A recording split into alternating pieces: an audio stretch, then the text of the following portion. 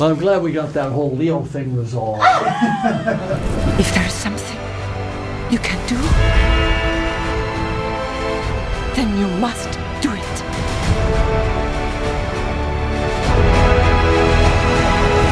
Is New Zealand his home? Is that? Yeah, but it's been gone. everywhere. New Zealand, LA, France, China, New Zealand, Australia, LA.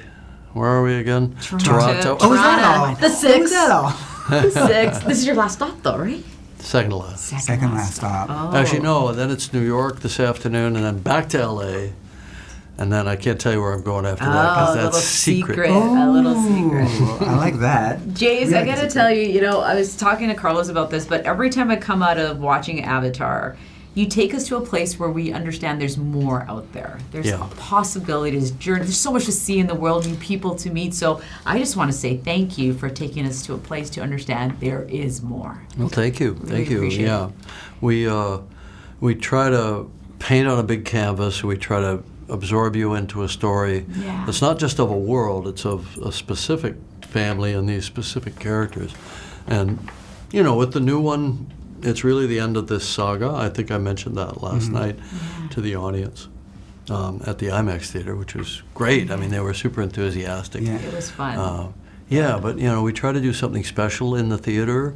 That we try to make an Avatar movie not look and feel like other movies. Yeah.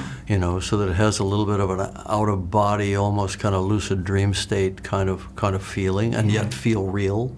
Yeah. And it's like, but it's an impossible real. Yeah. Yes. Like mountains don't really float, and people don't really have eyes that are so big.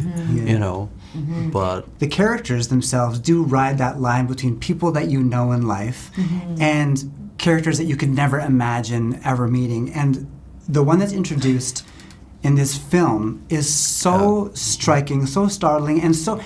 When we walked out of the theater Who's she during our based on? screening, Like, where did she come from? Yeah. because everyone was talking about her. It was the number one thing that we were all talking about. well, it all comes from the imagination. So I don't remember the exact moment I thought up this character, but it was sort of like, okay, who are these people that are going to be adversarial, and why do they not believe in Awa anymore? What has traumatized them? And okay, who's their leader? Probably should be female. And then she starts to come into focus, and I start to write the character. And the writing is a process of coming far more into focus. The next step is now I go to my character designers and I say, all right, start painting. Show me what she looks like. And some of these gestures that are part, like her feathered headdress and her kind of reverse mohawk where she's shaved down the middle and the red stripe, a lot of those things came very early on from a designer named Joe Pepe. And even before I had cast her. Right, so I had this image, and then, as the actresses would come in to audition, I say, this is what she's going to look like. And they're like, whoa. And then, all right, and then now take that, now run with that, right? Yeah. And Oona Chaplin just did the most amazing audition. We worked together for, I think, almost a couple of hours. And she seemed to understand the character better than everybody else I'd seen. Even though I had seen women that I had wanted to work with that were really established stars, Oona had something around that character that she understood.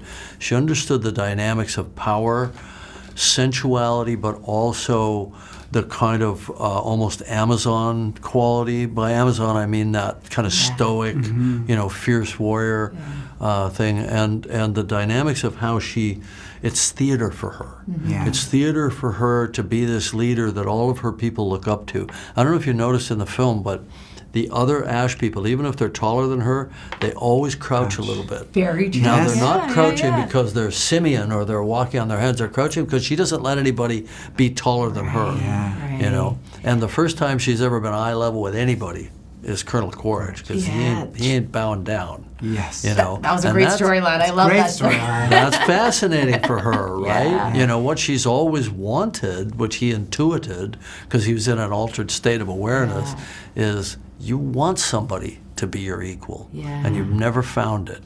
Well You know, said. and he had the confidence, plus he was, stoned out of his mind to just say it. Extra confidence. A little extra confidence. Yeah, and then, when you make a a world like this, and you've created this world, have you ever thought about creating a character of yourself, or one for yourself? Oh, I'm in all the characters. You are in all Oh, of course. the characters. Very well. Yes. I think I relate to some more closely, like Jake as a father, wrestling with the issues of being a disciplinarian father who's trying to keep his kids alive in a war zone and all that.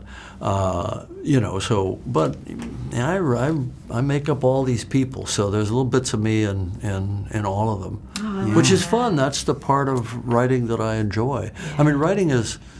It's a solitary practice. I mean, I did work with other screenwriters on this film, but all the original gestures that I brought in to confront them with, are created in a solo space. Oh, that's special. It must be a gift too, then, given that you're putting yourself in all these characters, to write for someone who is so close to you and has worked with you for so long. We love this picture of you and Sigourney together. Yeah.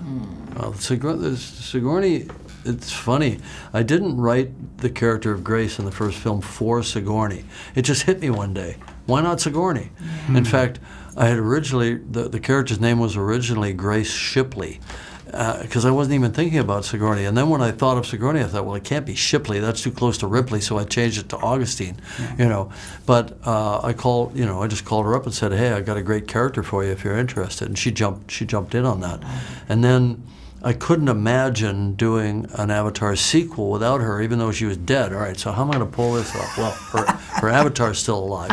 Her brain-dead, dormant Avatar, which doesn't have its own consciousness unless it's inhabited by her consciousness, but she's dead, is still there. Well, it could be pregnant. Yeah, well said, So then, and then I went through a lot of loops of, all right, well, who would the father have been? Some other Avatar or Na'vi person, and then I finally figured out how to do that. But anyway, so the idea that now we do a 14, 15-year time jump, and now Kitty is a character played by Sigourney again, and it's actually a logical continuation because it's actually carries the daughter of Grace's Avatar. So it's really, in a sense, Grace's daughter. Yeah. And I love the way you're making people go back to the cinema. Like, it was so special for us to be all together to watch 100%. this film. Great. And recently, Leo said he has not seen Titanic, so you need to take him He's to the cinema. Seen it. He saw it at the premiere in Tokyo. At least I know he's seen it did once. then. Yeah. I love that. Yeah. Thank you for everything. Really appreciate it. Yeah. Congratulations. Yeah. Thank you. so That's much. great. Okay. Well, I'm glad we got that whole Leo thing resolved. You have to get that in at the end.